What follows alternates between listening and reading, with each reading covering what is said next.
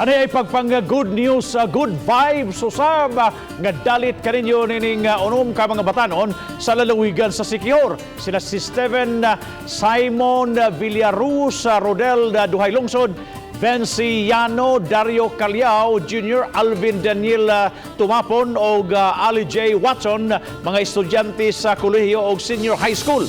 Tungod kay wapay klase, nagkasabot sila nga mudalit o kalipay taliwanan ng pandemya tungod sa COVID-19.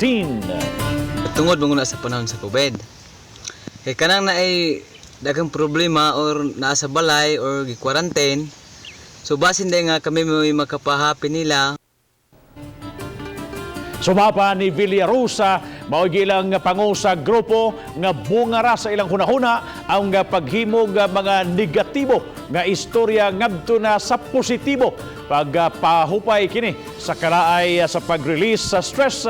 Miabot na og 200 ka mga episode ang anpadayon pa nga gikalingawan sa mga netizens online pinagi sa ilang social media accounts sa Siquijor nga mamahimong ang suporta sa ilang pamilya o sa ilang mga followers online mao'y nahimo nilang inspirasyon aron makadalit sila og kalingawan pinaagis paghimo og video nga mga katawanan.